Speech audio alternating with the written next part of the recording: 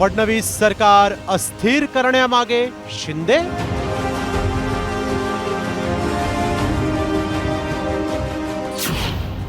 संजय राऊतांच्या दाव्यानं खळबळ.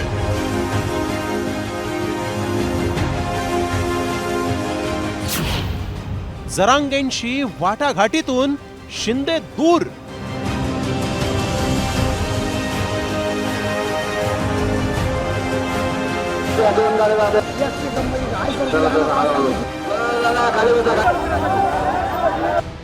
मनोज जरांगेंच्या आंदोलनावर सरकारनं यशस्वी तोडगा काढला. मात्र मुख्यमंत्री देवेंद्र फडणवीसांना अडचणीत आणण्यासाठी आणि सरकार अस्थिर करण्यासाठी जरांगेंच्या आंदोलनाआडून उपमुख्यमंत्री एकनाथ शिंदेंचा प्रयत्न सुरू असल्याचा खळबळजनक आरोप ठाकरे सेनेनं केलाय. मात्र राऊतांचा आरोप मनोज जरांगेंनी फेटाळून लावला. हे फडणवीस साहेबांना विचारलं पाहिजे तुम्ही, त्यांची राजकीय स्ट्रॅटेजी काय होती, खास करून शिंदेना दूर ठेवण्यामध्ये. कारण इतके मोठे जे आंदोलक इथे आणले, त्यांच्या गाड्या घोड्या वगैरे व्यवस्था ज्या माध्यमातून झाला त्या त्यांचंच नाव येत आहे. आणि त्यांचा मुख्य उद्देश हा आरक्षण देणे हा नव्हता, मिळवणं हा नव्हता, तर मुंबईमध्ये येऊन देवेंद्र फडणवीस यांच्या समोर आव्हान उभं करणं हा होता.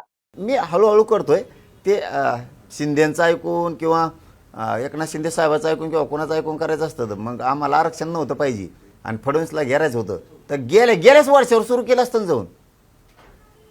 त्याला काय आरक्षण गेलं खड्ड्यात म्हणलं असतं. मला आरक्षणच पाहिजे. मी हे 2 वर्ष झालं सिद्ध करून दिलंय. मला राजकारण नाही पाहिजे. माया खांद्यावर बंदूक ठेवायची, टप्पर नाही कोणाची, कोणाची मी लावत असतो घोडे. मग खरं तर मनोज जरांगे लाखो मराठा बांधवांसह मुंबईत दाखल झाले आणि मुंबईत चक्का जाम झाला. त्याच काळात शिंदे हे थेट दरेगावी निघून गेले. त्यामुळे फडणवीसांना अडचणीत आणण्यासाठीच शिंदेंची आंदोलकांना रसद असल्याचा आरोप राऊतांनी केला होता. तर राज ठाकरेंनीही जरांगेंचं वाशीतील आंदोलन मिटवणाऱ्या शिंदेंकडे बोट दाखवलं होतं. त्यामुळे शिंदेंभोवती संशयाचं धुकं निर्माण झालं. नेमकी हीच वेळ भाजपनं साधली आणि विखे पाटलांबरोबर शिवेंद्रराजेंना आंदोलनाच्या वाटाघाटीसाठी पाठवलं आणि जरांगेंशी जवळीक असणाऱ्या शिंदेंना भाजपनं दूर केल्याची चर्चा रंगली. जरांगेंचं उपोषण सोडवण्यासाठी विखेंवर जबाबदारी देण्यात आली. मंत्रिमंडळ उपसमितीचे अध्यक्ष या नात्यानं विखेंनी बैठकांचा सपाटा लावला. एवढंच नव्हे तर जरांगेंशी चर्चा करण्यासाठी आझाद मैदानावरही गेले.